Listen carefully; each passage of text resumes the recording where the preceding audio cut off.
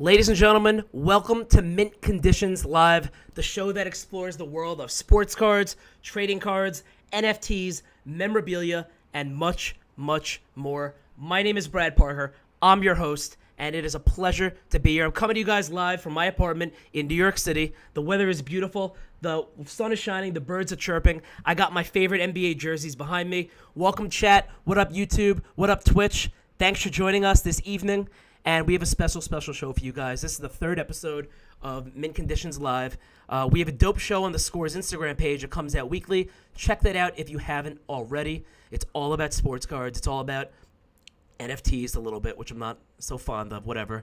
If you guys are fond of NFTs, let me hear it. Let me hear about the chat. Yo, Campbell119, what's up, bro? How you been? Jerome in the building. Cameron Bell in the building. Elvis, what's good? Hal Brett, what up? Game Time Ash is here. Yeah, we got a jam-packed house, and more will be coming in, obviously. But I'm really hyped for that. On the Instagram page for on the Scores account, I want you guys to go to the IGTV tab and scroll down. We've had 6 dope episodes of Mint Conditions thus far. We have a 7th one coming out tomorrow. It's a very fun topic. We'll talk about that in a little bit. But yeah, this is pretty awesome, man. This is my 3rd episode live. And I am so thankful to have this platform just to talk about sports cards. I got my cards with me. Don't worry. I brought everything. I got some new ones on my hands that we'll be talking about in a little bit, too. I got my LeBron James autographed jersey card numbered 4/10. My best card in my collection by far. And we got plenty more. So, yeah, we're going to talk about that. And then we're also going to be ripping a few packs. Now, if you guys saw the first 2 episodes of Mint Conditions Live, I did rip this box of 2019-2020 Panini Mosaic. We're looking for that Ja Morant. We're looking for that Zion Williamson card. And there are 10 packs in the box. We have ripped 7 of the 10 packs. We have 3 left. And unfortunately, it's been a complete buzzkill. We have not pulled anything so far. So that either means one of 2 things. A, this box is a complete dud. And I'll probably write an email to Panini saying, yo, why didn't you hook it up? I got a new live show. Like, come on now. I got to give the people what they want and provide some entertainment. Or we're due. So stay locked in because there could be a $5, $10, $15,000 card in here. Probably not. I'll be real. That's why I preach don't buy boxes. Boxes are a complete gamble. I pay $275 for this box. We'll be lucky to get $50 worth of cards out of it, but it is fun and it's riveting. And then later on this live episode, my colleague, my coworker, my moderator, but more importantly, my friend, Ashkan Rahimi. He'll be joining us live. He's going to be talking to me about sports cards and NFTs and memorabilia and shoes. Big sneakerhead, big basketball sneaker guy. So we'll be talking about that. He's here to educate me on, the sneakers and NFTs. Huge NFT guy. We're probably going to be going at it. So he's my coworker and he's my boy. But we're probably going to be have a few little disputes here and there. Some tempers might flare up, and that's not usually me. That's not him, but. He's kind of a hater when it comes to physical sports cards. So we're going to be talking about that. Hal, save those questions for this man Ash when he gets on because we're going to be talking Top Shot and we're going to be going at it. We'll probably butt heads on this. He has a lot to say about my card collection. It's rather insulting. I take it personally, but it's all good. It's all love. He's my boy. Guys, chat, if you have any questions, please drop them in the comments. YouTube, Twitch, make your voices heard, and I'll try to answer as many questions as I can. Again, it's a pleasure to be here. Thanks for stopping by, ladies and gentlemen. And by the way, I got to let you guys know, this show is for entertainment purposes only. So, any opinions I express throughout the remainder of the afternoon, any opinions that Ash expresses throughout the remainder of the live is solely our opinions. It does not, by any chance, reflect the Score's opinions. So listen, if you're going to spend $1 million on cards, $2 million on cards, or all your Tooth Fairy money, that's on you. And if you want to hate, you could hate on me. You could DM me personally, but nothing to do with the Score. Just had to get that out of the way. So last week on Mint Conditions Live, we talked about the return of sports card shows, and it's just so funny to be at that last weekend, I went to my first sports card show in 12 years. It was wild. I was looking forward to it. I just got vaccinated, thank God, and I felt comfortable going. It was scary because this is my first time out in public where I was in a situation where there's, a lot of people jam-packed in a room. It was a smaller show. There were 50 vendors, about 200 to 300 people. But, I felt like a little sardine at times, jam-packed in there. But it was all good. I brought all my best cards with me, which I have with me right now, of course. I brought 30, 40 cards, just to potential to buy, sell, or trade anything with other vendors. And truth be told, guys were coming up to me left, right, and center asking, yo, Brad, can I get that KD refractor rookie card? Can I get that Steph Curry auto? Can I get that LeBron rookie card? How much for that? What's a number? What's a price? Everyone, I gave them the I beat around the bush the entire time. Basically, I have issues. I cannot part ways with my cards, and I don't care what the number is. I mean, this is something I'm going to have to get over because we don't know how long this is going to last. I think the sports card hobby is here for good, but, no one knows everything. I only know what I know now. No one can predict the future, but I did buy a sick Kevin Garnett card when I was at the show. By the way, bear with me. I'm having severe allergies. Every time late April, early May, I get hit with the allergy bug, so just bear with me. Not trying to be gross, but those are just the facts. But I bought this sick Kevin Garnett insert card from the 90s, and go figure, at the show, I was wearing this exact same Kevin Garnett white Timberwolves jersey. It's one of my favorite cards that I own. I bought it for $60. I haggled a little. Guy wanted $75. Then I said, 60. I said 55. Then we met in the middle. I paid $65 for this card, and it is selling in BGS 9 form for $300. So my first show in 12 years, made out like a bandit. I'm not rich from that, but it was pretty cool to have that for sure. So I'm definitely hyped to be back in the sports card show game, and I'll hopefully be going to the National, which is the biggest show on earth, which is going to be in Chicago this summer. So hopefully my company, theScore, lets me go. And we're going to certainly, provide plenty of content for you guys. Again, any questions that you guys have, please hit me. Yeah, I'm hyped for this, ladies and gentlemen. By the way, anyone have any NBA jerseys? I know I always talk about this, but every week I change up my background and put in new jerseys. And I want to know who has some cool 90s retro throwback jerseys. Because if you want to buy, sell, and trade, I'm your guy. All right, so last week on Mint Conditions, I talked about how to do your research. This is very important. We also talked about, what type of cards to buy. We kind of dived into that a little bit. Listen, I get DM'd literally nonstop. People are asking me, what cards to buy, who to buy, when to buy, how much money should I spend on a card. And Hal, you been to the National? That's awesome, bro. I cannot wait to go. But yeah, so I get inundated with DMs, left, right, and center from people asking for advice. Strangers, family, friends, everyone, roommates.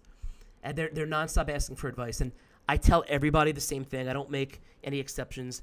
You need to do your own research. Let me repeat. You need to do your own research. And I'm not saying that because I don't have an answer. I'm saying it because, listen, if you're getting into something new and you're about to spend your hard-earned dollars on something, isn't it common sense? Like, you got to do your research. When I first, for example, I invested a couple dollars in Bitcoin. Nothing too crazy, but I put some money in. And, I don't know where I'm putting that money, into the abyss. I did some of my research on cryptocurrency and Bitcoin before I did that. So, like anything, if you're spending some big bucks on things or even some small dollars, you want to do your research because, that's the name of the game.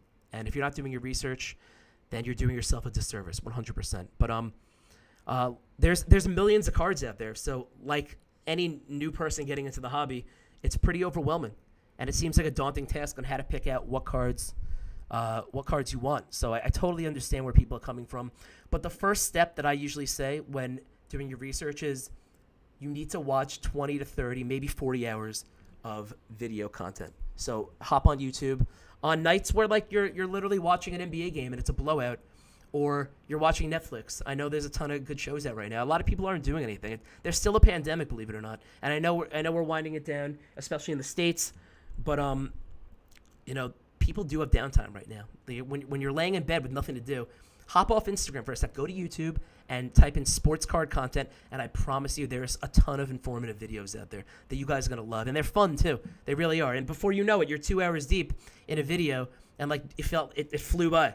So, that's the first thing that I tell everyone to do. Stretch it out over a month. I don't expect you to pull an all-nighter and just watch sports card content. Nobody expects you to do that, but there are guys to look out for. So Sports Card Investor, I mentioned him in last week's episode of Mint Conditions on Instagram, and I'm going to spoil a little bit of a surprise. We have Sports Card Investor, a.k.a. Jeff Wilson, who's a huge personality in the hobby. He's a legend, and he knows everything. I would call him an expert. He's going to be coming on Mint Conditions Live next week. I'm very hyped for my coworker Ash this week. No disrespect there, but I think I'm even more hyped. No offense, Ash. That my boy, Sports Card Investor, a.k.a. Jeff Wilson, who is the man. He knows everything there is to know about sports cards and gives some pretty sound advice. He'll be joining us live next week, so tune in, obviously, every Wednesday, 6 p.m. Eastern Standard Time for Mint Conditions Live, and you'll see my boy Jeff Wilson. He's actually the man. You're going to love his content. But go watch his videos. I'm sure you guys know Gary Vaynerchuk. He plenty of content out there on sports cards. He's the one that, ready for this? He bought this LeBron James PSA 10 rookie card, Topps Chrome, for like $1,000 like a year and a half ago. And now they're each like $30K. And I have one. It's pretty wild. It went up to like $45K. Now it's down right now. The market ebbs and flows. That's going to happen. But yeah. Hal said, what's the biggest sports card show that you've been to? So there's a college right near my house in Long Island called Hofstra University. And every so often they used to have sports card shows where they would have like 250, 300 different vendors, thousands of people walking in. And I would frequently go to those with my parents, with my dad, my brother. And it was the greatest thing ever. I missed that so much. Brandon Ross said, do you have any Nadudi EB Timberwolf? Great question from Brandon Ross. Do you have any Nadudi Ebby Timberwolf rookie cards? So that's a funny card. We're going to get into that on another episode, but just to let you guys know, the Nadudi EB rookie card is actually pretty famous. That card came out in the 2003 Top Set featuring the LeBron James card. So he was a rookie in 03-04, and he's basically, no offense Nadudi if you're watching, he's basically a scrub who never made it. But it's weird. There's a misprint on the card. And I'll talk about this in another episode, but just to let you guys know, spoiler alert, in the picture of the Duty EB on the card, they misprinted his hands and they kind of like messed it up. He has 6 fingers, so it's called like the 6-finger Nadudi EB rookie card. Go Google it. It's pretty wild. It's kind of trippy actually, but it looks like he has 6 fingers, and it looks like something out of like an alien movie. But love that. Spendacular said, "What is your best card?" It's so hard to choose. You gotta put me on the spot like that. I have to say again, this LeBron James autographed jersey card numbered 4/10. Only 10 exist in the world. So that card is, I gotta get it graded. The only negative thing is PSA, one of the grading companies, has paused their services at the moment. Nimrit Singh said, "Would you ever sell your cards?" I would if the price was right, and you know there was a big thing coming up in my life. Like say I had a girlfriend and like we were living together, and like I had to buy a ring, put a ring on it. I'll probably be forced at that point. Like many people have that I know have been forced to sell their collection to provide for a ring or a big moment in their lives. I get that. But right now, I don't really have any crazy responsibilities outside of rent. Thank God I'm employed by theScore. But besides that, like this is my hobby and I'm loving it. I'm a little bit of an investor, but I'm definitely still a collector. And that's like the little kid in me. So it's tough. What I'm doing right now, Nimrit, is I'm consolidating my collection. So instead of having 20 Kevin Garnett rookie cards, which is dope, and like I like to show off like a lot of cards laying on my couch or my floor or my bed, I'm starting to sell those, which is really tough. Like you literally have to like pry it away from me. And I'm trying to upgrade to like 1 or 2 like sick Garnett cards or sick Shaq cards or sick Iverson cards. Because at the end of the day, like it's all about quality over quantity. I don't need 20 Kevin Garnett rookie cards. That's the move. You know what I mean? You just started your collection. Let me know what you got. Who you investing in? Who you collecting? I love that. I love anyone who's new into the hobby. That's awesome. But yeah, like I said, step 1 in doing your research, hop on YouTube, watch some video content. Step 2, you guys got to identify what players you want. So, you know, and what sport. I choose basketball because basketball is my favorite sport. My most fun to watch, play, all that fun stuff. But it's also the most popular in the hobby, and that's not an opinion. That's a fact. Yes, there are very valuable and highly sought-after cards in every other sport, obviously. But when it comes to basketball, there's just so many more. And everyone wants basketball. It's just such a personal sport where you could interact with the players on social media, and they're not wearing masks. I'm sorry, they're not wearing gloves at the games. I'm sorry, Jesus, they're not wearing helmets or anything like that. You could see their faces. I'm thinking gloves and masks because of COVID. But stay safe, everyone. It brings me to my next point.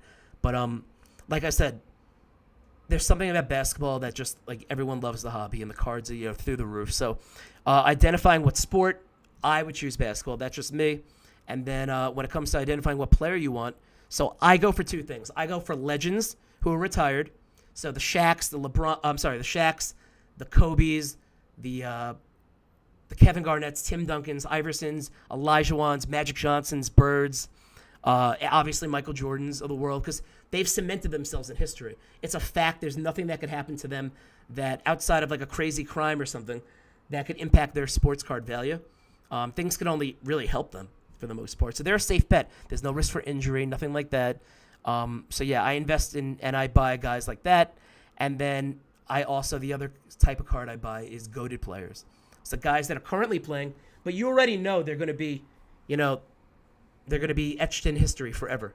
LeBron, Giannis, Steph Curry, KD, Anthony Davis. These are the guys that are still playing. And yes, there's always risk for injury, but I hate to say it, God forbid LeBron James goes out with a career-ending injury. He can't be touched. He's like up there with MJ, depending on who you... Oh, Jerome, I got 5 Vince cards for $12. Vince Carter, one of my favorite cards to collect. I have so many. I'll show you guys in another episode for sure. What do you think about investing in players from this upcoming draft? So that brings me to my next point. I feel like younger players, like the Lukas of the world, the Jaws, the Zions, the Trays, they're great. Don't get me wrong. And by all means, they could go down as some of the best ever. Like, we don't know. Luka's unreal. You've watched him, obviously. But it's so little and it's so soon. Like, they really, really, like, I'm going to be blunt. They haven't done anything yet. They really haven't. They put up some crazy numbers, some fantasy stats, and some triple doubles in here, and hit some clutch shots here and there. But, and by all means, like, the sky's the limit with these guys. Don't get me wrong. I'm not hating on any of them. But when it comes to investing in guys like for example, Zion, he's 285 pounds, and like he's always going up for explosive dunks and blocks and throwing his body around, throwing his weight around. He's like one, unfortunately, it's reality, I hate to say it, one ACL tear away from, a career-altering injury. And nobody's going to want his cards when that happens. Also, like guys like Devontae Graham and like Tyler Hero and this guy Sekou on the Pistons and like Rui Hachimura, like everyone's spending top dollar on these guys. Like, why? They haven't done anything yet. Unless you want a quick flip, which is a complete hustle, and you got to like be into it for that. It's just like dude, like, what are you doing? It's tough. I don't know. I don't understand it sometimes. But yeah, whatever. That's a lot of the newbies. They love the new guys, and by all means, listen, you could get really lucky, but I like more of a safe bet, and that's the GOATs and the retired Hall of Famers, in my opinion. And they also command the highest dollar, so keep that out there. Step 3 in doing your research after you picked a player. What I do is, and what I tell anyone to do is, they should Google search their cards. So I stick to rookie cards because there's only 1 year that those cards can be created. So there's a finite amount of rookie cards, and it's dope. It's their first card, first time in a uniform, and it's awesome. And then graded cards as well. So graded cards are is definitely something that you should go with, because if you're buying ungraded cards on eBay, for example, you don't know how they're going to be when they come to your apartment or house or wherever you may live. You don't know what condition they're going to show up in. You don't want to deal with the back and forth of like returning and all that. Be safe. Buy a graded card. That's what I always say. But that's my advice that I would tell anyone. But like I said, graded cards, they're a sure thing because they have a number on them and they're certified, and each grade has a serial number that you could type in, and that card is real and that card is legit, and it's just safe. So there are a lot of people that are in the game to buy raw cards or ungraded cards and then try to get them graded, and that's not the game I want to be in, and I wouldn't advise that. But step 4 in doing your research, you want to check the population report, or also known as the POP report, which means how many of that certain card exists in that certain grade. So, for example, if you're buying a card that's graded by PSA, you literally Google PSA POP report. It'll take you to the PSA POP report page on their website, and then you just type in the name of the card or the card brand that you're interested in once you picked a player that you like, and it shows you how many of that card are out there in that specific grade, which is pretty awesome. Usually lower POP reports mean more rare the card, meaning more valuable the card. So, for example, the Michael Jordan rookie card in PSA 10 form, I have a PSA 8. But, I mean, that's pretty common. I think there's like 7,000 of them, which isn't too common. But compared to the 10, there's 315 or 16 10s in the world. That's insane. That's wild. So, obviously, 10s are fewer and far between. They're harder to come by. So, that's a pristine mint condition card. So, the POP report for 10s is going to be, pretty low. However, obviously that means more expensive. So I usually I want to buy a 10, but sometimes I can't afford it, and not everyone can afford it out there. So I usually will buy a 9. There's nothing wrong with buying a 9 at all. Let's see what else. Brandon Ross said Vince Carter is a steal. Vinsanity, his highlight tapes will live forever. Correct, Brandon Ross. Absolutely right. VC for days. A lot of Toronto fans in the building. theScore is based out of Toronto, so I'm sure a lot of people would agree with you on that. Trae Young, undervalued for Modern. Hawks are rolling right now. Correct. But again, I like to stick to the GOATs, the guys that have cemented themselves. Maybe in 5-6 years, start investing in a Trae Young card. That's just me, though. Everyone's going to have their preference. No one's right. No one's wrong. Others will tell you otherwise. Spendacular God, what do you think about investing in guys like Clay, who have low values right now, but might never do anything else? Clay's injured right now. Clay wouldn't be the worst investment. He's going to go down as one of the top 3 to 5 shooters of all time, besides Ray Allen, Larry Bird, Reggie Miller, and obviously Steph. That's my top 5. So Clay's not the worst investment. I do have a Clay Prism rookie card somewhere in here. I'll find it later. But I would put him in the same category as like Steph Curry and Anthony Davis. He's got a bunch of rings. He's one of the best shooters of all time. He's literally in range when he steps in the gym. So, that's a guy. That's not a bad buy, in my opinion. It's just got to be the right card. See, that's why you got to do your research and check pop reports, check different brands, blah, blah, blah, And then the last step in doing your research, I would say, is to familiarize yourself with the card buying platforms. Now, this also sounds like a daunting task, but there's really only one big one, in my opinion, to be using is eBay. And that's the one that I use. And I really, only use eBay to do research, but I also use eBay to buy cards as well. I use the eBay filters, which it's literally laid out there for you. It's so easy on the homepage. You type in the card and you go to the filters and it says sold items. So this is how you check comps. Comps are price comparisons. When you're buying a card, you need to know, you don't want to overpay for that card. You want to see what it's been selling for over a period of time. So utilizing the eBay filters, which is very simple. It's like 4 buttons. You'll see what that card has been selling for. If a Kevin Durant rookie card selling for like $1,400 and you could buy one for $1,800, that's not the move. Try to find one for $1,400 because clearly the $1,800 is over comps, and like you shouldn't be paying over comps. You should be paying what comps are. That's my opinion. But yeah. And then there's some other sites to check comps. Is 130point.com, which I use. I frequently visit. And then I use Maven.io, Mavin.io. That's my advice when it comes to research. Let's see who else is chatting us up, ladies and gentlemen. Where else can I buy cards other than eBay? Jerome, there's a website called MySlabs, MySlabs.com. And that's only graded cards. You can also buy some wax, some boxes. I don't recommend because that's a gamble, although it's a lot of fun. It's addicting. I buy graded cards from there all the time. Excuse me. Allergies are killing. But yeah, so the graded cards are where it's at. And on MySlabs.com, there is only a 1% tax on the card, as opposed to eBay. You're got hit with these eBay fees. eBay is just huge, and there's so much stuff out there on eBay that eBay is the move usually. But if you want to avoid eBay fees, which are killer, I go to MySlabs.com at times as well. But sometimes, a certain card that I'm looking for is not on MySlabs, so I go to eBay. So that's huge for me. StockX, I haven't used Brian Reed. I actually haven't. I got to familiarize myself with StockX more, but I know people that have bought some cards on StockX and used that platform, so not against that at all. Brandon Ross said, check out MySlabs. Facebook groups also are huge. I'm in a bunch of those. They're a little riskier because there's no one to like moderate what's going on, and yes, there are admins in the groups, but anything could happen. You got to trust whoever you're dealing with. Usually they'll get vouchers to make sure that they're legit. And then Drifter Thrifters, dude, you're absolutely right. 130 is down way too much. I agree with that. I didn't want to say it, but you are right. 130 point. I'm sure they have high traffic to their site, and it's such a popular website that shows comps of cards that everyone's on it nonstop. And the site's usually down for maintenance, but still, like, you got to find it on a good day, and it's usually good. Which rookies from this draft you focusing on? So I got to be honest, I haven't bought any rookies from this year yet.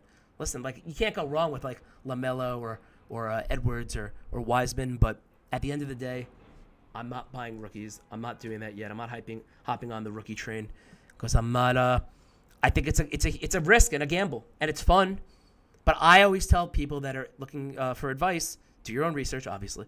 But the next thing is, like, buy the GOATs. Buy the guys that have, really put their foot down in history as one of the best, You can't go wrong with a LeBron James rookie card. I tell everyone, if you're going to buy a card, buy a LeBron James rookie card, buy a Kobe Bryant rookie card, buy a Michael Jordan. And I'm not telling you to spend, 30, 40 grand on their best card, but there's a card for everyone because there's multiple grades.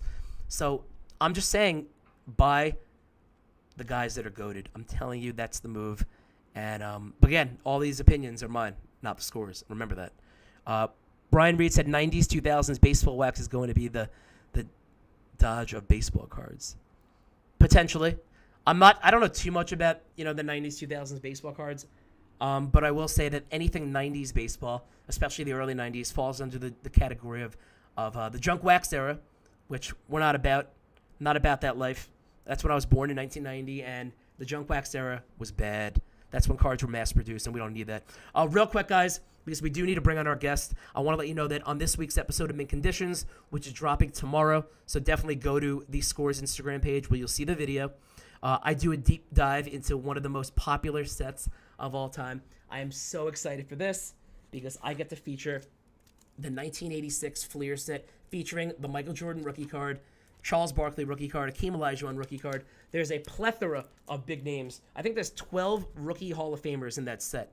It's arguably the best set, not only of basketball cards of all time, but of all sports cards of all time. And I've been lucky enough to get my hands on a few of them. I have some out at grading right now. I'll probably get them back in 20 never. But I got a Larry Bird out there, a Magic Johnson, and a few others. But yeah, so we're going to be talking about the 86 Fleer set, which is, I cannot wait for this episode to drop. You guys are going to love it too. Even like guys that are like whack in that set, like guys that never performed well or had short careers, their cards are like going for a lot in good condition. It's pretty crazy. This set's very unique. It's head and shoulders above the 2003 Topps Chrome set, in my opinion, featuring the LeBron, and the 96 Top Chrome set featuring the Kobe rookie card. But yeah, which packs would you recommend? It's tough, man. I wouldn't recommend packs or boxes. First of all, a pack is like $50 to $100 to $1,000 these days, which is wild. When I was little, in like the late 90s, early 2000s, a pack was $4, $8. You didn't have to spend all of your allowance. I didn't get allowance. My Tooth Fairy money on cards. It's why, and now like you can't afford anything. Like, it's unbelievable. Like the prices that cards are demanding right now is insane. I would stick to buying individual cards. I know it's not as fun, but that's pretty much the move. Would you buy Embiid or Jokic? I would. I do have a PSA 10 Jokic rookie card right here. It's a Prism. I bought this card for $1,325 a month ago. We'll see how he fares. He's an MVP candidate, obviously, but with Jamal Murray's injury, we don't know like what's going to happen. I mean, he might even crank it up another notch and put up like 35, 15, and 20 every game. Unlikely, but who knows? He's capable of a lot. He's my MVP this year for sure, over Embiid. But it could go the other way. I mean, Jamal Murray is a great Robin to his Batman. So we'll have to wait and see. I bought that Jokic because I got it at a good price. And yeah, he's not a GOAT yet, but he is a beast. Drifter Thrifters. Great name, by the way. Great name. Big thrift shop guy. It's where I got half my jerseys. You think slabs on the secondary market will rise in price, especially the low end, given the rising prices to get cards slabbed, weighing up grading ahead at value? Yes, I agree with that. I think that slabs on the secondary market will rise in price for sure. I mean, we'll see. We'll see. The market overall is pretty down right now. It's going to be back up on the rise, but I would say it's down right now for two reasons. One, things seem to dip. Prices seem to go down. When the NBA season is in full funnel and it's going and you know, after the hype dies down, after the start of the season, then like end of February, early March, late March, early April, the cards seem to take a dip, as you know, history has shown.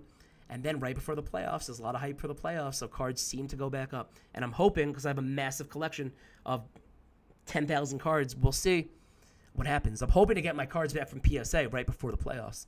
So that's when they're going to be the most valuable, in my opinion. But we'll see. I don't have a crystal ball. If I knew that, I would be so rich right now. I probably wouldn't be talking to you guys. I would be out on my private yacht connected to an island. So, yeah. It's insane. Brandon Ross, PSA is cracking down on grades, and they are not giving out 9s and 10s like they used to. It's very sad. I know. I sent out a lot of cards to PSA, and I was hoping that they would come back, you know, at least 10s. I got a bunch of 8s. I got a 5 that I recently cracked out of the slab because it's so whack. It's a James Harden patch rookie card autographed. I got a PSA 5. The French is that about? Yikes. Had to crack that out, though. They're really cracking down on their tough grades, which is pretty weak. But, yeah, so we're going to talk about the 86 Fleer set on this episode, and we're going to talk about, how it's completely changed the sports card hobby. And it's wild because there was a time in, like, the late 80s or when the packs just came out that, these cards were so unpopular. Basketball wasn't such a big deal back then. I mean, this is before, the stars of the game now, obviously. This is before Michael Jordan won a ring. He was a big deal, obviously. He was a beast in his own regard, but he wasn't the Michael Jordan that we know, obviously, today. And, like, it was mostly Bird and Magic that year. So, literally, drugstores couldn't give away packs. Like, they literally would give away packs. And, like, it's crazy how, like, now a pack of 1986 Fleer is like $2,500 to $5,000. It's actually mind-boggling the way the set has ebbed and flowed over the years, and now it's in high demand. And then Sports Card Investor's going to come on next week. He made one of the most insane purchases of all time. He put out a YouTube video, but we're going to talk more about it on the live next week. He actually just bought a full set, 132 card set of the 1986 Fleer cards featuring the Jordan rookie.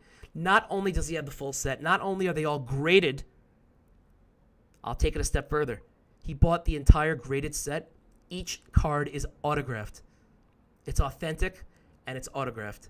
And it's certified by PSA DNA, which is the wing of PSA that, grades autographed cards and checks their legitimacy. But it's the craziest thing I've ever seen, ever. And I cannot wait to get Sports Card Investor on live next week to talk about this investment and purchase.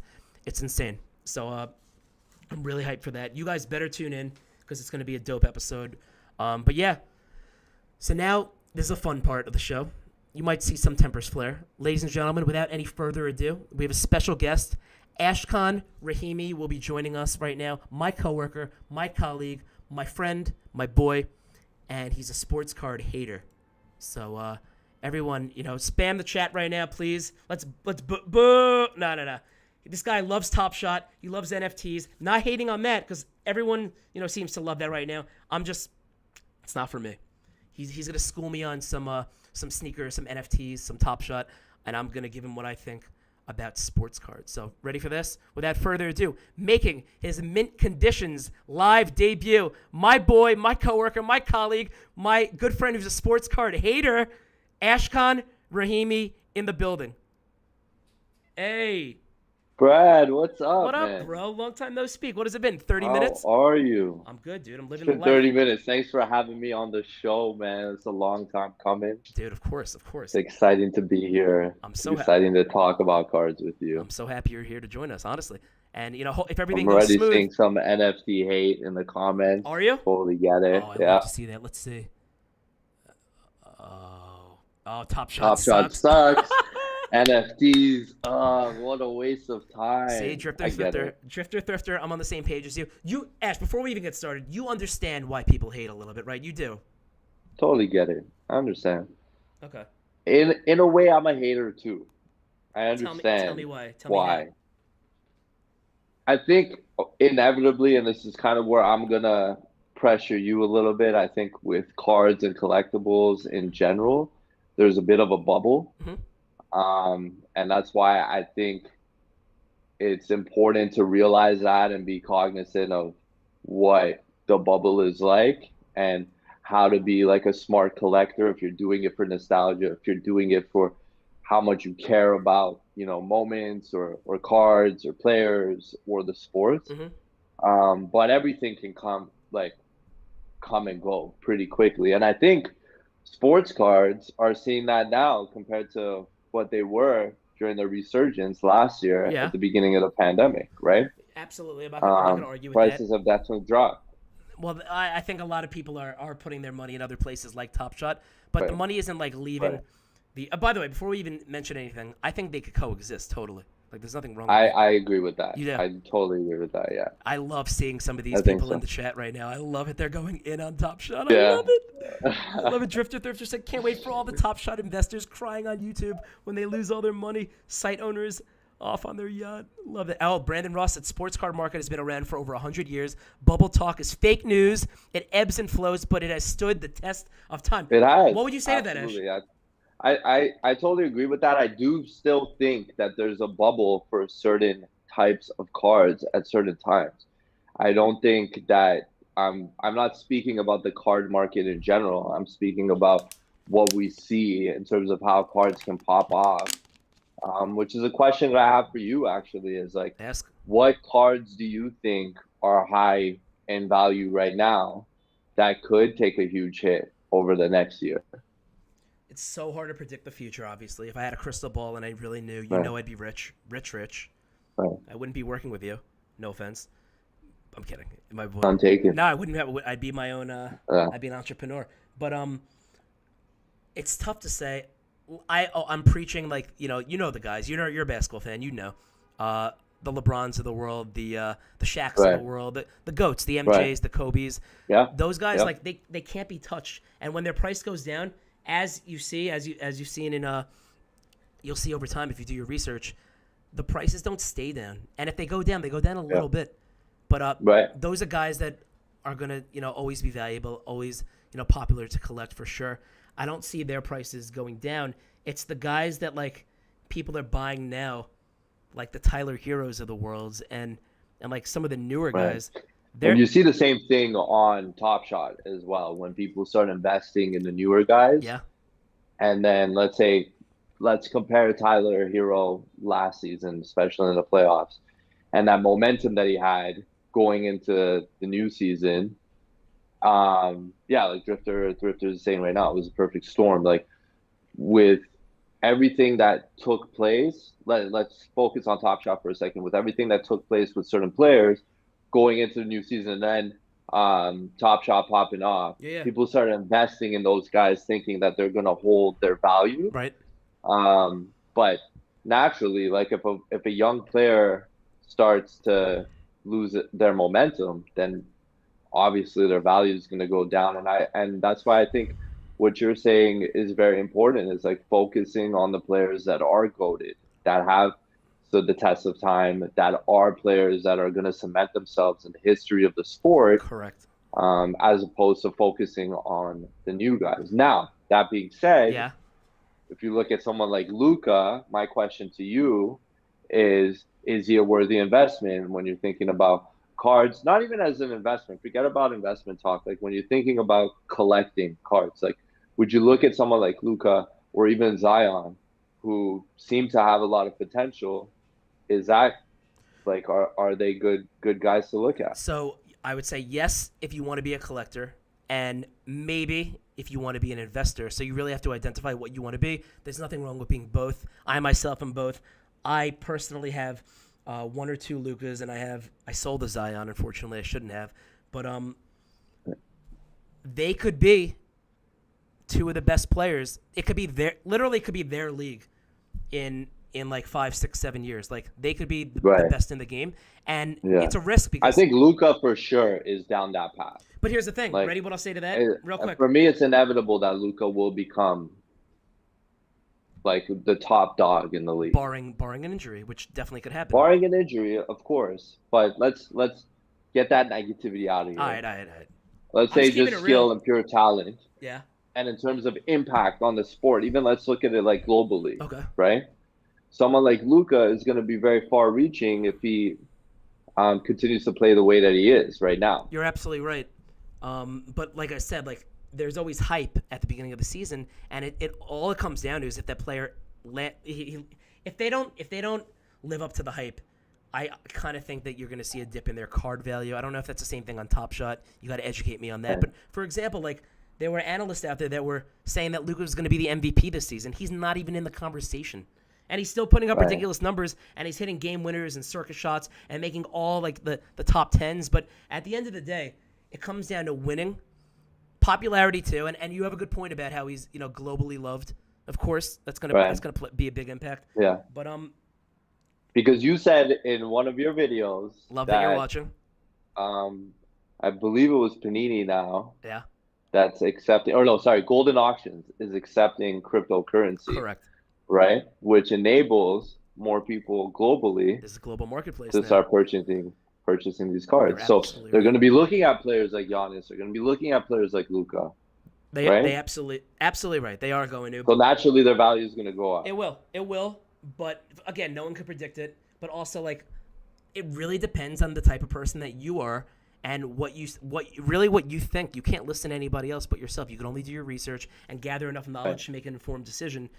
At the end of the day, I know you don't want to get the negativity in there, but there's so many things that could go wrong. What if they never win? Like, what if they're great players but they just never win? Like, look at Russell Westbrook. Like, Right. he's so good. He's one of the he's about to have the most triple doubles of all time. He's going to pass Oscar very soon. Right. He's one of the greatest players in the game.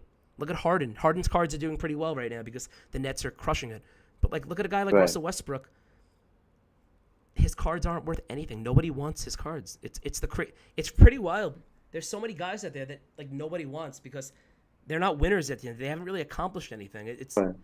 usually like the guys that you really want to invest in and buy are guys that are winners, and that's why I try to stay away from the younger guys unless I get a really good price on one of their cards.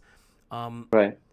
There's a lot of risk, and they really haven't done anything yet. And from an investment perspective or point, I understand. Like, Right. yeah, nothing wrong with doing that. But at the end of the day, for as a collector, yes, buy up all the Lucas and Zions that you want. Go for it. As an investor, you have to weigh risk and reward 100%. And there's a huge Yeah, question mark sure. around them 100% at the end of the day.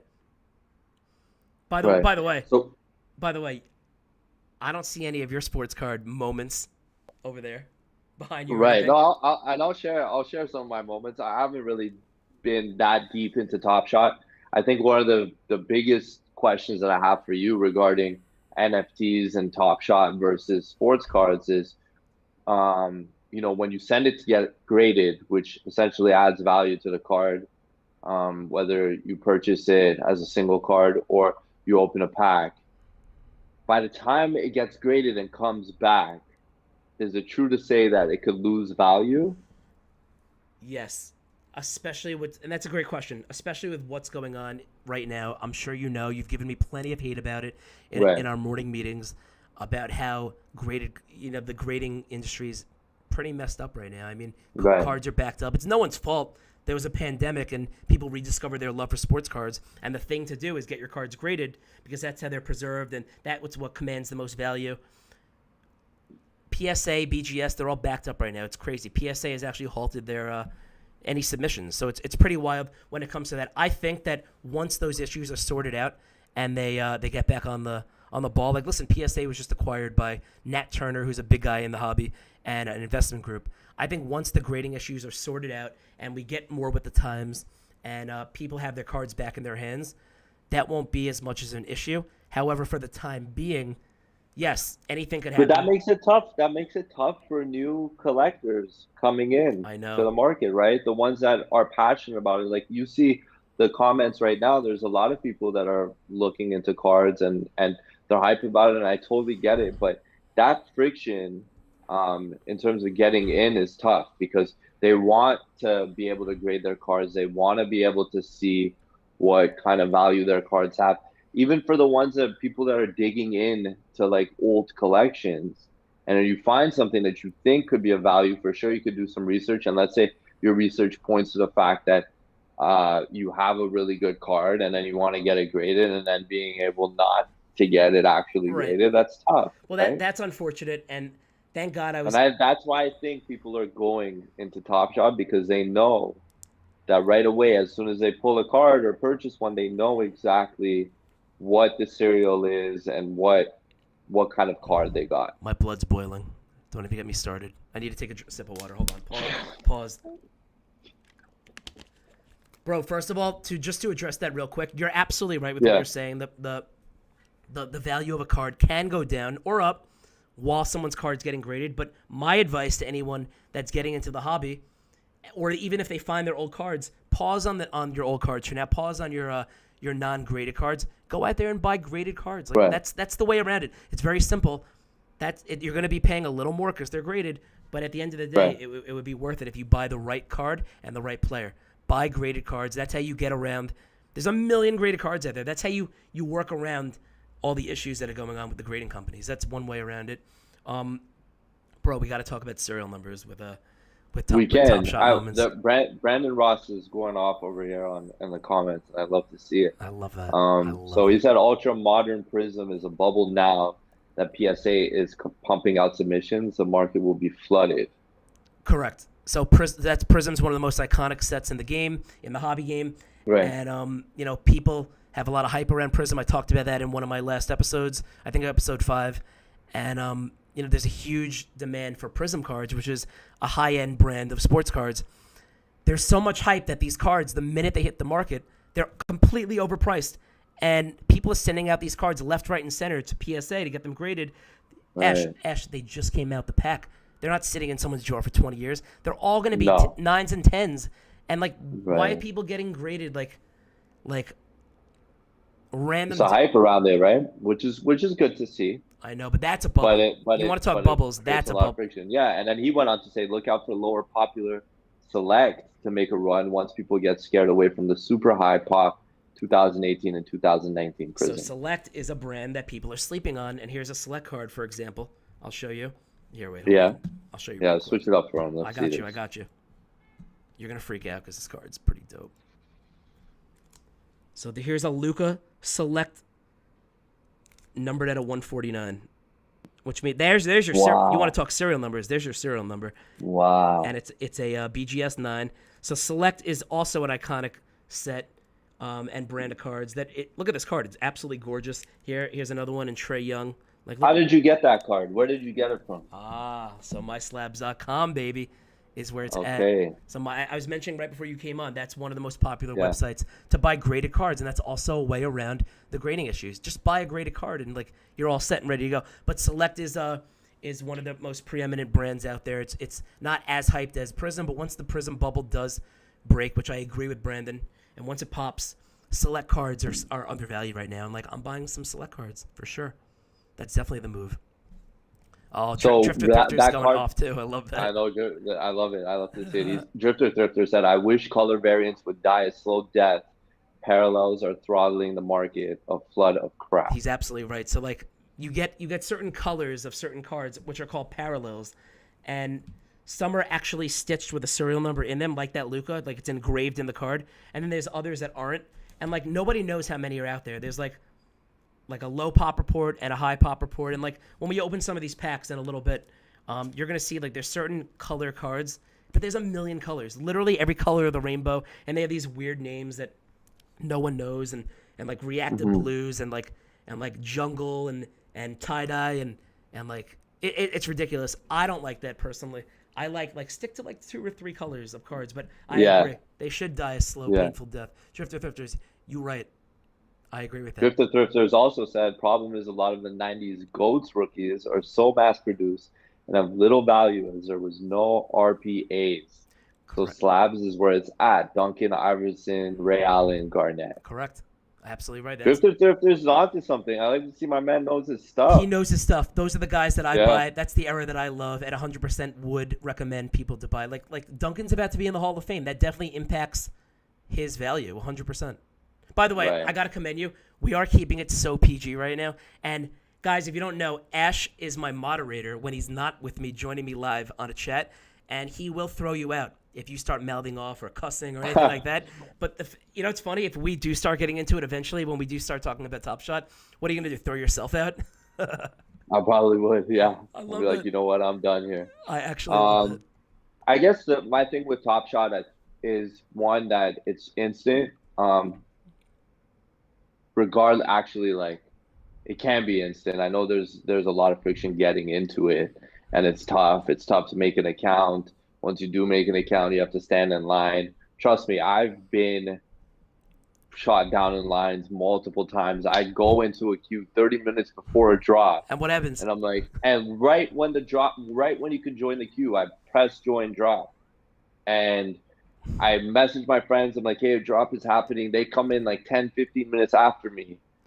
And all of a sudden, I'm 247,000th in line. Don't you see how that could deter? Just no sense. Don't you see how that could deter people? For sure. So but I could even make an account. I love the the excitement and the hype of like opening a pack once you do get a pack, because it's so hard to get a pack. It's like getting a pair of Jordans that, you know, are tough to come by, Yeah. or that are dropping, and you know you're gonna have to like wait in line. But when you do get into the store and you finally get to, you know, purchase that shoe and you open it and you take a look at it, you're like, wow, I got it. Like, Have you done that before? I Have you ever got. waited on like a crazy line to get shoes and I like you? did when I was young. I did when I was younger. Now I don't really have like the time or the patience to do something like that. Fair enough. You're a busy man. And I it's know. tough because a lot of the times you have to wait in line at like midnight, and get in at like 7 in the morning. I'm So, so out on that. Yo, but Jerome just said, Jerome when do actually, you know yeah. when packs drop? Like, how would you know?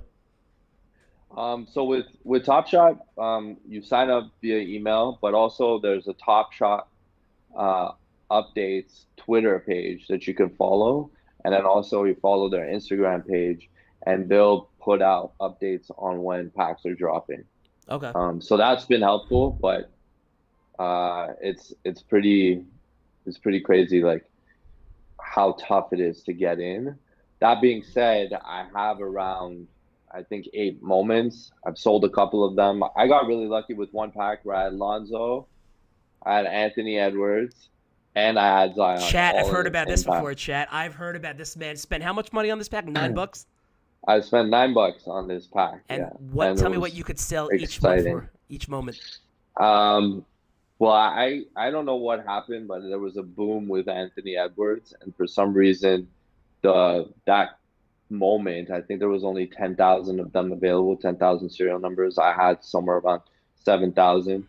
Um, and the moment was going for 1,500 or 1,600 at What? the time. Yeah. Okay, I'll give you that. So, I'll give you that. which is crazy. Top Shot is wild when it comes to that. That's definitely a perk or a plus that you could purchase a $9 pack and you pull a $1,500 moment. Yeah. It's pretty wild. You can do that here, but it's not as likely. I'm excited, man. I'm excited for that pack. All three of those You packs. know we're due, Because right? I've been with you. I've been with you on the other shows, And and I haven't seen you pull anything interesting. you didn't enjoy me opening and pulling nothing? No, I think the most hype I got was like for Kyle what was Lowry. it? Like you had a Magic Johnson, I did. Team USA, you had a Lowry, and you had a Siakam. That was as hype as it got for me. How much is the Magic Johnson? $1.99. $1.99. That's crazy. It looked like a cool card too, but It is. They are really cool, um but I don't recommend buying boxes at all. Like that's not the move. And buying packs, it's yeah, just it's not like you want to get a sure yeah. thing, and that stinks. Wait, I got to ask one thing. Like, how do you get around the fact that you're saying you have 8 moments? I could pull up those Hmm. same videos on my phone and show my Yeah, boys. What do you say to like yeah, the haters out there, including myself, who can't stand the fact that you can't physically touch the card and put them on your shelf and show them off to your friends or a girlfriend or ex-girlfriend yeah, or any of that or next girlfriend or any yeah. of that stuff? You're probably single if you're collecting cards, by the way. I know I am. But bottom line, like what, like I can't get over that. I want to touch it and feel it, and I get it. Like I have some money in Bitcoin, like I mentioned, and like invest in that stuff and stock market stuff. Like you're not feeling it and touching Can't it. touch and feel that stuff. Correct. But like You don't even know who started Bitcoin. I do not. Anyway, I forgot yeah, his name. There's a guy with one name. I yeah. think he's out there. But we'll talk about that But another we don't time. know who he is anyway. We don't, right? Continue. Yeah. My thing is like I personally think that people that are getting in Top Shot, they're in it to like, and I know people that have millions of dollars in it. I think they're in it for a quick flip, make their money, and get out of it. How could you like fall in love with a moment and like cherish it? Like I had these cards my whole life. Like there's sentimental value. You don't share that with any of your moments. That's what I don't get. Yeah. I would say with regards to your question about like pulling up videos and like downloading them, obviously that's like those aren't licensed videos. You can't really like say you own that video because you're not purchasing it from the NBA or from Dapper or that partnership. Yeah, yeah. So you lose the licensing there.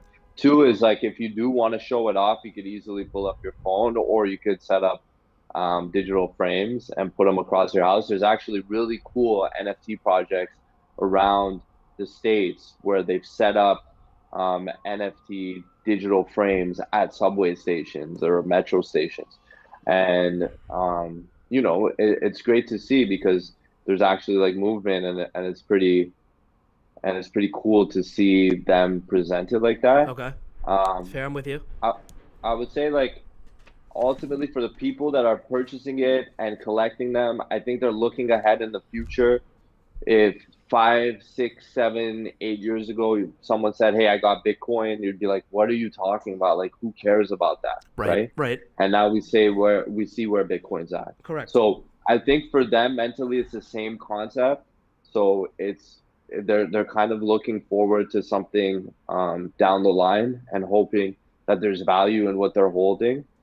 For me, it's difficult to project something like that and believe in something like that. So I do it just to be a part of it, to have fun with it. I don't do There's a it for the community, right? money. There's a big It's community, I've not heard. about the investment. I think there's a community behind it, and because I'm a sports lover, I'm hype about anything that comes up in sports communities and that we can get involved with. Right? Same way with cards. Like I know you mentioned that I don't like cards. I think cards are awesome, man. When I was young, I used to go to the store with my mom and like go buy packs all the time, albeit they were NHL, which actually is going to lead me to my next question real quick. Yeah, But yeah, yeah. um, like I love cards, and I think it's really cool because of the nostalgia. And I think part of Top Shot and what people are doing with NFTs is that down the line there's gonna be a nostalgia associated with it. Even if the bubble bursts and it becomes nothing, Right. people are gonna look back and be like, "Wow, you remember? Like I have this like moment of Gordon hitting this three or whatever it might be, right?" So, I just so think that um, and I don't mean to cut you off. Some of these moments are like not even cool, and like they're lame. Like that's fair. Eric Gordon, like with a chest pass to Christian Wood, like sick, dude. Like Yeah. just because there's 10,000, like I think it's missing a cool factor. I don't think it's cool to say, hey, there's 10,000 of these and I have one of them, and just because my serial number is lower than yours, it's worth more, which But if makes you have the number one, if you have the number one serial number, what does that mean? 1 out of 10,000, Yeah. like that was the first one that was minted. So You're not gonna what? feel hype about that. Even for your cards, dude. Even What for about yours. mine? For Here, just hold on. so Luca, there's 149 of them made, right? Let me enlighten What this if you man. had number one out of 149? You're telling me you wouldn't get hype about that? Come on. Well, that's different. Ready? The Steph Curry autographed rookie card, Yeah, PSA 9, which I pulled from a box in 2008. Humble brag, yeah, or 2009. Serial numbered on the back, 71 out of 100. There's 100 in the world, and I have number yeah. 71. So if you had number one out of 100, you wouldn't be hype about that? You're telling me that that wouldn't add value to that card? For sure it would. I'll tell Of you what. course it I'll would. tell We're you. gonna get to the let's get to the questions real I'll quick. tell No, you. you go ahead. No, real quick, and we'll get to the questions because we Yeah, can go on and on. Even if the questions yeah. weren't here, if the chat wasn't here, we'd be going at it right now. Um, the only thing that matters when it comes to a serial number on a physical sports card, in my opinion, and what the hobby has shown, are cards that are serial numbered to the jersey number of the player. And I know that's the same in Top Shot. So, for example, let me show you another one real quick. Excuse me. Here's a Kobe Bryant piece of his game-worn jersey with an autograph. That's super cool, See, man. like I appreciate that you respect this card. Like Yeah, that's really dope. that says a lot about you. I appreciate that. But look at the serial number 24. I don't know if you could see it. It's number 24 out of 99. That's his jersey number. Wow. This is a one of one. This is no, That's really cool. dude. So that's wild. Like that card's through the roof in value. It's probably like Wow. $7,500 card. I got it for I'll like trade you. I'll trade you. I don't Top Shot moment. I don't want your Anthony Edwards. Oh, you sold it already, right? No, I'll trade you. I have a Harden. You want a Harden moment? What if he wins a championship? What's it worth, I don't know, like $60. dude? Dude, if you had a card, if you had a moment that's worth $10,000, and you would trade me that for the $7,500 Kobe, I would never do it in a million years, ever.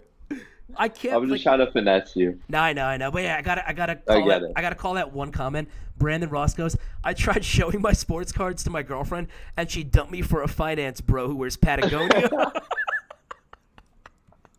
Love That's that. amazing. I'm loving the comments today. Sorry, Man. Brandon These are Ross. great. Toby Fallow said he better pull a good card, period. No excuses. Yeah, These that's packs. facts. We want to see a good card this week, man. We want to see something nice. You've been hyping up this set for a long time. It's a great Now set.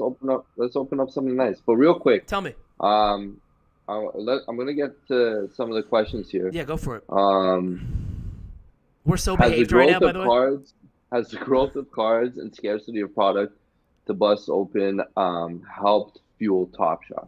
Let me. And I think it has. Okay. I think the what's been going on with the card market has definitely taken some people to Top Shot. But I also think it's a hype train thing too, right? People who love sports cards are probably still purchasing sports cards and collecting sports cards, True. but then they want to be a part of what's new, right? So I think regardless, sports fans, especially when it's a license by the NBA and it's, a part of the partnership, like they're gonna jump on because of the brand equity of the NBA.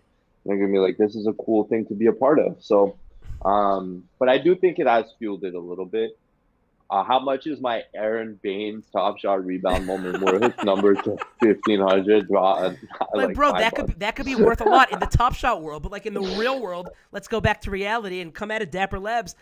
Who I don't think wants it's a that? lot in the top shot world. The only time that bad cards could be good in the top shot world is if, and this is what Top Shot does Tell me. well, is they have challenges and they incentivize the marketplace by making certain cards part of challenges. So people will go into the marketplace to get those cards to have it as a part of the challenge. And what the challenge essentially is like if you have a certain set of cards that Top Shot has part of that challenge.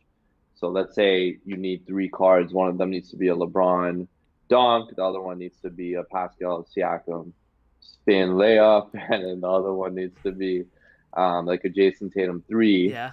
You have to go into the marketplace to get those cards if you don't already have them. Okay. And if you get all three, then you get you win the challenge, and then you get a free Top Shot moment and they tell you which Top Shot moment you'll get if you actually complete the challenge. I think that's very cool. I'll admit that. I think that Yeah, it's cool. It's an interactive way of getting everyone involved. And like it's almost like having a challenge. It's like playing Grand Theft Auto and you're on a mission, like exactly. things like that. That's cool, and it feels like you've accomplished something. I get all that. Right. So for this, it's getting a little dark here. For this question, Yeah. I'm gonna put this light on real quick. Yeah, do your Is thing, that man. cool? Absolutely. Because I'm gonna enlighten.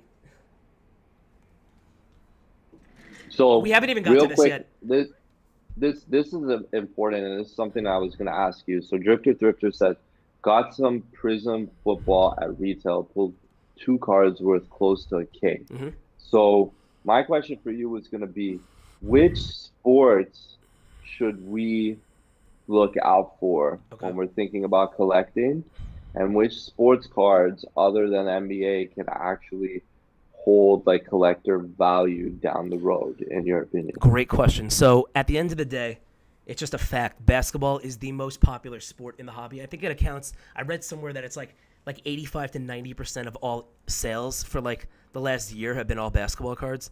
It's just by far the most popular in my opinion, and the facts have shown. And also it's global now, so everyone loves Yeah, basketball. But the next sport on the horizon, I would say football is up there. But you know what? There's not many players in each other sports that I would recommend collecting. It's the goats of the other sports. It's not so, it's not so deep. Like football, I have Patrick Mahomes, I have Tom Brady, and that's it. I don't have anyone else because like the length of a player's career in football is pretty. They're in the league for 4, 5, 6 years. right. It's a contact sport, obviously, and there's so many injuries that like outside of like the GOAT quarterbacks, I don't know if, or even like some of the newer quarterbacks where there's hype around them. But again, like instead of investing in a Joe Burrow card, buy a Tom Brady, buy a Patrick Mahomes. Mahomes is still playing, but Yeah, he's basically goated. He's a sure thing. Soccer yeah, cards are on the rise, or on the up and up. Guys like Kylian Mbappe and Holland, like the World Cup. It's a global sport, and the World Cup is coming here in a couple of years. So people are investing in soccer cards, but they're like yeah. outside. I see it in the comments. Brandon saying soccer's gonna go off. Yes, it is 100%. So people are investing, heavy in those. My roommate just bought a Kylian Mbappe rookie sticker card that's like it went from 3,500 to 5K in like a month. So soccer cards are huge when it comes to that. Baseball cards, like there's not many guys. Like if let me ask you, Like Mike Trout. Yeah. If you saw Mike Trout walking down the street, would you know it was him? Yes. Would you? Absolutely. I I would wouldn't know. at all. I don't think you know your stuff though. It's- Ash, I don't think the random person, maybe outside of his 6'4", whatever, how big he is framed, but like the best baseball players, like who knows what they look like? Nobody knows. I think baseball, the MLB has done a terrible You job. wouldn't know Aaron Judge walking by you. So Judge lives down the block from me, and he has the gap in his teeth, and he's 6'6", and he's a Yankee. I'd 100% know Yeah, him, and he has that look. yeah. 100%, I would know him. But like I'm saying, I think I would be able to name Alex Rodriguez. of course, You wouldn't know. of course. But outside Right. of him, like some of the newer guys, like Flores, I don't know what he looks like. I think baseball's done a terrible job marketing, Right. That's fair. their players, It's different. and it impacts sports card demand. It really does. Vintage baseball is where it's at. So like the Babe Ruths, the Mickey Mantles, the Hank Aaron's, the Lou Gehrig's. Like that's what I would say when it comes to that. But nobody, listen, it's kind of boring. It's a slow sport. Nobody wants baseball cards. Brandon Ross said people catching Z's on vintage baseball. Vintage baseball started it all in the hobby, and people will get nostalgic once they realize. That's true. He's absolutely right. I feel that. It's it's crazy. Hockey, I hate to, crap on your parade because I know you're a big hockey fan. I know all the Canadians out there, they're big hockey fans for sure, but hockey is another one of those sports that like it's just not as popular.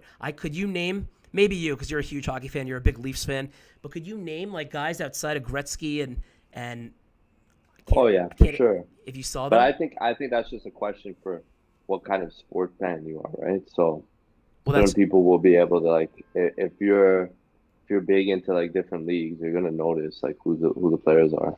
right, of course. But my whole point is like basketball is where it's at if you want to get into the hobby. Even if you're not a big basketball fan, if you want to be an investor, basketball is 100% where it's at. Right. If you're a collector, do your thing. You can do whatever you want. No one's going to tell you how to spend your money when you're a collector at the end of the day because you're going to do whatever you want. You're not in it to make money. You're not in it for that. That's how I started off. And now like I'm a little older, I have some more responsibilities and I don't have mommy and daddy like doing my laundry for me. I have to pay for that stuff now. So like things like that. I'm cooking my own meals. I got to go grocery shopping. I have to make money at the end of the day. And like now I'm like teetering on the edge of like investing and collecting. So I'm kind of meeting in the middle when it comes to that. But again, basketball is where it's at. UFC is becoming popular. Believe it or not, my roommate just bought a box For sure. of UFC Seeing cards. a lot of hype around UFC 100%. cards. 100%. A lot. No, Yeah. 100%. And it's all about the market size at the end of the day. Hockey's like what, the fourth or fifth most popular sport in like the States? Some would say it's behind like lacrosse even. Like it's like it's sad. It's embarrassing at times because I feel bad because they really could make more moves throughout the hobby. But again, like NBA players, they're all over social media. It's almost like you know them. You know what I mean? Top Shot, aren't NBA players getting involved in Top Shot to the point where like if you buy a certain player's moment, they'll like do something special for you? Isn't that a thing? Yeah, I think that's a part of their strategy too, is like the involvement of the players and how there's like a tangible aspect outside of actually purchasing the NFT, which makes it really cool too. And I think a lot of artists and musicians are kind of taking that lead or creating that lead actually. And I think Top Shot's taking away from what other artists are doing, where you could buy like a song and then you get tickets to a concert, or you buy a song and then you get tickets to like a private virtual concert that nobody else has access to. I think the scarcity is really what matters. Actually, Drifter Thrifter said they're numbered files. The number is irrelevant. Well, the number is very relevant if there's only like 49 of those cards available. Absolutely. Or 49 of those moments are available. Absolutely, it's relevant. And if you have number 1 out of 49, just check the market. You're going to see how relevant it is. They're going for like 208, 250,000. You're telling me if you don't have a 1 out of 49 on Top Shot of a LeBron dunk, 100% it's going to be very relevant. But I think there's a disconnect. Like, for example, someone that collected sports cards their whole life, and they have serial number cards that are limited and scarce and all that fun stuff. If you have a card that's numbered to 100 and you have number 8 or you have number 52, there's zero difference in price when it comes to that. That's what I think people don't get. Why would a lower number be more expensive? I get it. Like, it's minted first, but, like, okay, the one I don't even think he made a good point. I don't think it's minted first, but I think the difference is that it's a new market, so new rules are driving the market. Not all the rules from old markets are applicable to new markets. So just because we're not used to seeing that with cards doesn't mean that there's new parameters and new ways that people are engaging on a new platform. Right. That's just the way it goes sometimes. Right. So we can't hate on that. That's just how they've developed the platform, and that's where the hype is. You know, we could hate on, right? So, what? How do you get your money out of Top Shot, bro? I right now over 40,000 accounts have taken their money out and I Oh, have access to it. but there was an issue for a while, right? And there were maintenance Yeah, and they're issues. working on it. Top Shot was super small, man. They have a small team, so they're developing it. And remember, it's still in beta, True, right? true. So I can't get past like the whole tangible, non-tangible thing, and putting my cards up on my shelf. I get that. I understand. But I remember what I said about how artists are making like tangible products as part of their NFTs, That's where cool. you could buy a piece of art and also get a physical piece of art. So you have the digital and the physical. Think about it like this. Some artists can even send you the digital product, right? In augmented reality, so you could see it on your wall before you make a purchase. So if I'm all the way in Canada, right, and I find an artist, let's say I don't know, let's say even in like California, and I can't go to California from Toronto to visit to see the piece, they send me an NFT that's augmented for me to be able to see on my wall before I Okay. make the purchase. So have you done that? I haven't done that, no. That's pretty dope. But I see artists doing that. I think it comes down to supply and demand, and right now I guess Top Shot is hot, and We have an important question for you here. go for Would it. you ever purchase a PSA graded OC card? Should you stay away from OCs? Why do I not know what an OC is? Oh, Brad, Well, bring up the research, man. OC is off-centered, Right. but I wouldn't. I mean, I'm not buying cards Would that you are ever invest? no, What if it's a Jordan off center? no, because Jordan rookie off center. because I'm all about the eye appeal and the Jordan rookie card. It's funny you said that. I'm going to mention that in the episode coming up. This card's very tough to grade because of the borders that are popping, and there's a lot of cards in the set that aren't centered. Right. But it's all about eye appeal for me. Like, it's if the card isn't like pretty to look at, and the centering is like the biggest issue when it comes to that. Obviously, you're not going to buy a card that's dinged up. The corners, there's Yeah. scratches on it. The edges are messed up or dinged or chipping. For sure. But the centering is key for me, in my opinion. I mean, Yeah. at the end of the day, the centering is what people are looking at. The first thing they see, and if something's lopsided or off-centered, I don't want that card. So no, I'm not investing Yeah. in any PSA graded OC cards whatsoever. Definitely not. But I will say one thing: when it comes to the maintenance issues on Top Shot, I'll tell you one thing: there's never an issue with physical sports cards. You could always True. flip a card immediately and get the cash value immediately. There's never a maintenance issue when it comes to that. Yeah, that's true. Well, I have a Except question. for the Why can't fact I that you tell need me? to send it to get graded, and you have to wait X amount of months Well, not if you to buy get it graded. not if you buy a graded card. That's the only Buy thing. it graded. Okay, yeah, that's fair. That's the move. That's like the I way. get that. That's the way around that 100%. I don't know. It's But just buying it graded, you're paying a pretty penny compared to not buying it graded, right?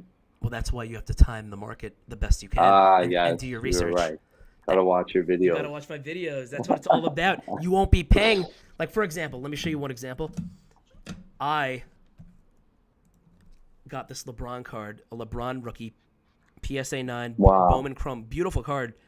I got this card for pretty cheap in, when was it? November. It was Yeah. it was ungraded. I sent it out to PSA before they halted their services.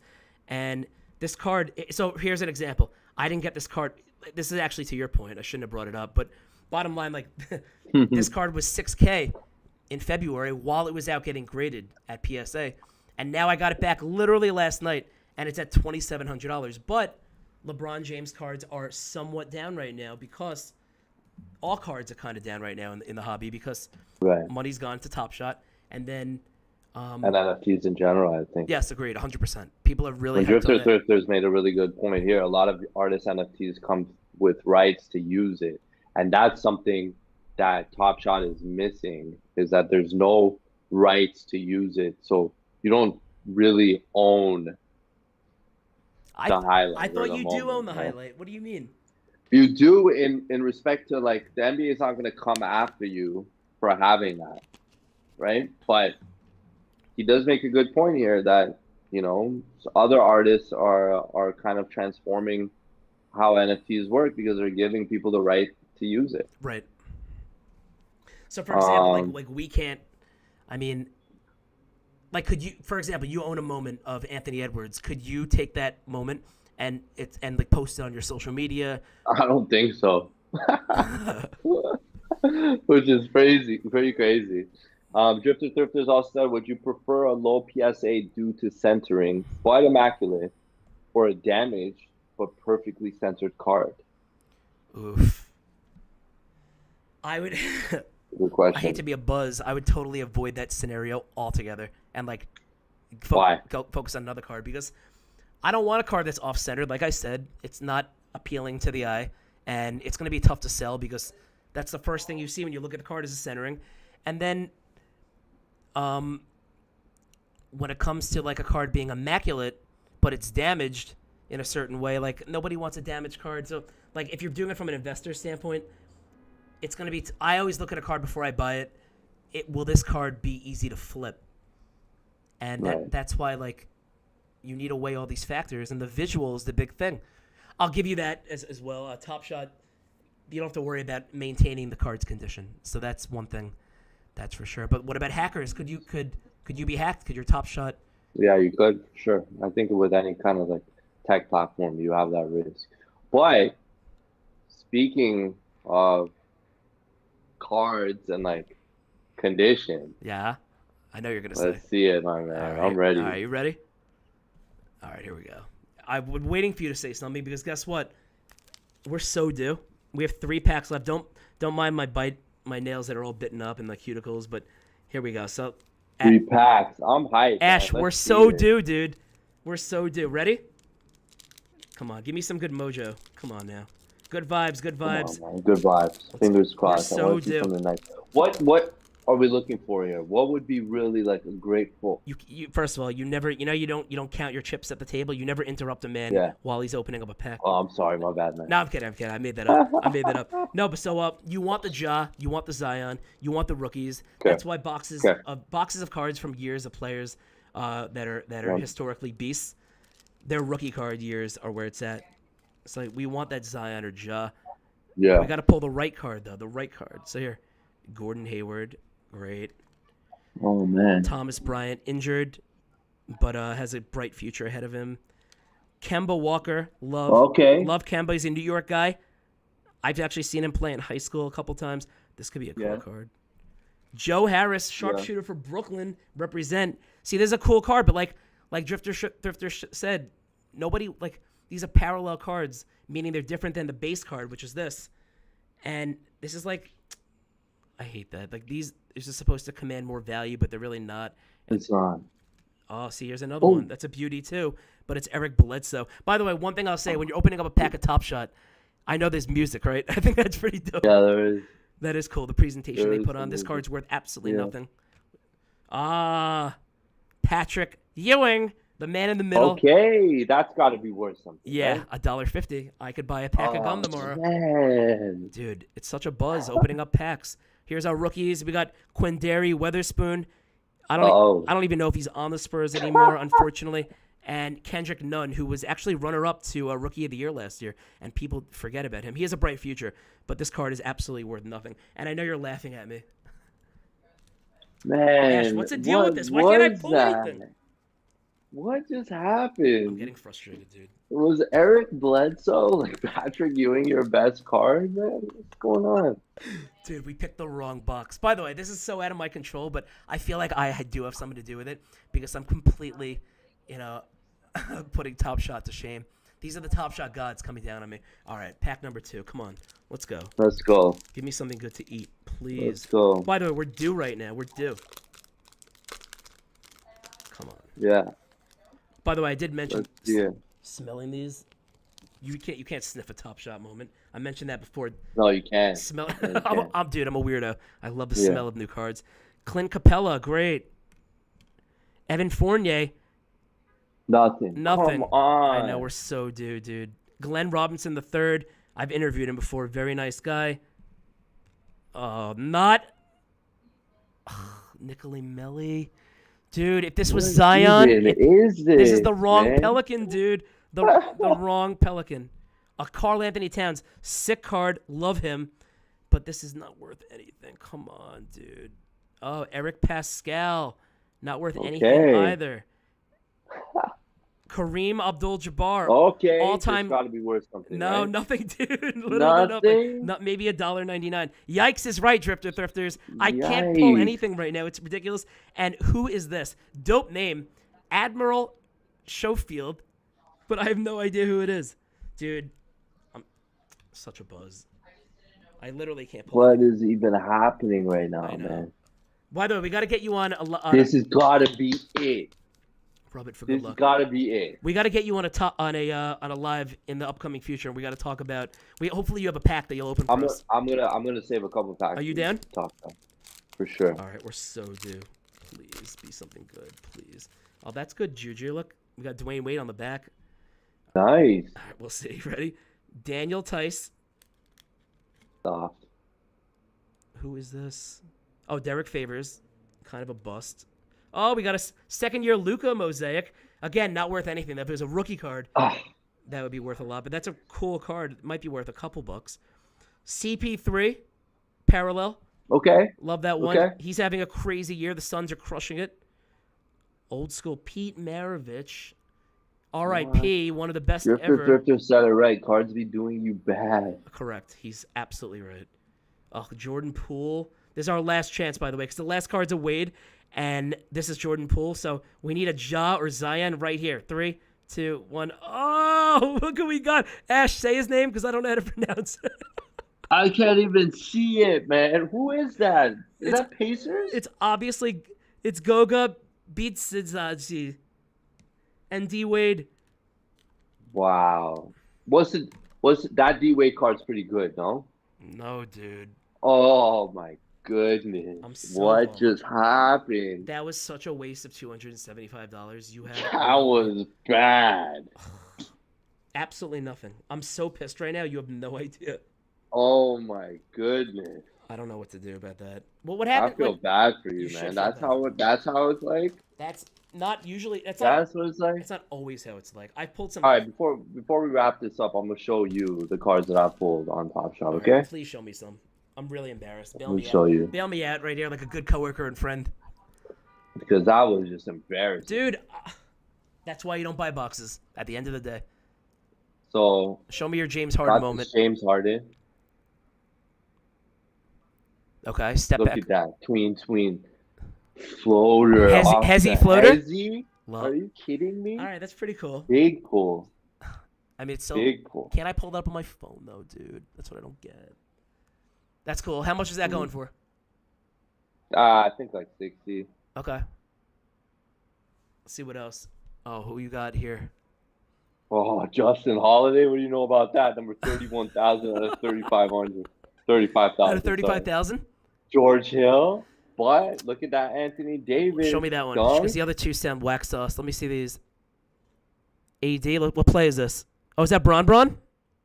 Yeah. Or was it up to AD? Boom. Okay. Nasty dunk. How much is it going That's pretty for? sick. Probably not that But much. why though? The same way you were asking me about some of these cards and like. I think because it's a common and there's 35,000 Oh, and they're different or tiered more packs. available. Yeah, exactly. So a common base set isn't really worth that I much. feel you, dude. Show me another. Then we I got hate Top Shot. Jared Allen. Fro, let's see it. You want to see it? Yeah, show me the Jared Allen. What is it, a block or a dunk? If it's not a block or a dunk, it's completely pointless to have. Oh. Okay. Get that I see you, Jared outta Allen. here. Worth $5. Is it? probably. Let's see what others are selling it for. You know, it's crazy. That one moment Let's is check worth it out. more than like half these cards I just opened. So bummed, dude. That's crazy. I'm in a bad mood right now, dude. I'm gonna see right Can now. I take Let's off see what tomorrow it's from like. work or no? $6 is the lowest ask. All I right. probably undercut him himself. All for right. Well, $5. for example, this D Wade card is worth probably $1. Top sale was $4,600 though. How? That's pretty big. How? I don't know, man. It's probably number one out of 3,500. Show me something else. Sorry, Drifter Thrifters. By the way, Drifter Thrifters is incredible for sticking around this entire time. And look at all these comments he's throwing in. I love it. We're trying to get to every I single. know. How many Top Shots could those packs have bought you? Right. So each pack holds anywhere between 3 to 9 cards, depending on the pack. Right. Sometimes even more. All right. That makes sense. This Zion Let me see. You have a limited Zion moment? edition. Let's Yep. see. This one's a fun moment. This one I actually really like, and I just held on to Oh, I because know this play. it's a dope moment. I know this play. Pop it out. Oh, with the music? You even Hey, got music on yours. look what he does to poor Harry Giles. That's arguably, I think, his best dunk since being in the league so far. Or is that Marvin Bagley? Oh, that's a bold I statement. know. I think that is probably his best That dunk in the was league so far. a bold statement. But And what's that then worth, honestly? that one is around $80. Okay, fair enough. And then we got this James Harden, which I showed you. Yeah. See what he said? Drifter Thrifters He's Top Shot sadly won this Drifter game. Thrifters. I'll And take the then L today, but listen, that was out of my hands. That's why you don't buy boxes. and then nasty handles. What with the fake out pass? A Are you and a kidding beautiful me? hezzy and a ball fake and a layup. What would you guess? How much would you guess? So Well, this what 35,000 35,000 common, existent? What number do you have? 20,000. What would you guess the There's price of this? 35,000 of those. I would say it's just a layup. It's not even a patented three or like a crazy half court shot or trick shot or circus shot. I would say that moment is tops $15. 29. How much? $29 All right. minimum. But is that cool? Top Is that sale cool? 11,000. How? I don't understand that. How? What is his jersey number? Was it number 30? I don't know, Could man. you figure out like what Probably. card that was that sold for? I could. Yeah, I could go check into it. So the transparency is But really that's cool. You won the day. yeah, Drifter I think Thrifter that's said it himself. You completely won the day. I don't think you win the argument. I'm well. not convinced, but No, I get that. I think this was fun though, man. Hopefully, when on the next packs, you get to pull some really cool stuff. It's very helpful to learn about how you're doing your research, and I really appreciate you taking the time to bring me on here. no, of course, dude. And I appreciate you coming on, and I'd love to have you on multiple episodes in the near future. We can't have you on next week because we have my boy Sports Card Investor joining us, which I'm Yes, so hyped for. it's gonna be I know you'll exciting, be man. moderating and tuning in for that, of course. But I Absolutely. love that you came on and tried to enlighten me about NFTs and Top Shot. And there's such a large conversation to be had moving forward. I know we just scratched the surface. Yeah, and I'm gonna next time I get a pack, I'll save it Will for you? this. So yeah, absolutely. What are you got to be? What number 142, Yeah, 142,000 out of? let's see how lucky I get. I don't get it. Who I knows? really don't get it at all. Who knows? But for real, I appreciate you joining, and I'll speak to Thanks you for having tomorrow, of me. course. And everyone else out there, look for the 7th episode of Mint Conditions, which drops tomorrow on theScore's Instagram. Follow us on Instagram, TikTok, YouTube, Twitch, Twitter, Facebook, all the above. Thanks everyone for tuning in to Mint Conditions Live. Thank you guys. Thanks everyone. Of course, my name is Brad Parker. I'm your host. Ashkan Rahimi, our moderator, my coworker, my colleague, and my good friend. I appreciate you joining us, of course. Everyone stay safe, and we'll see y'all next week.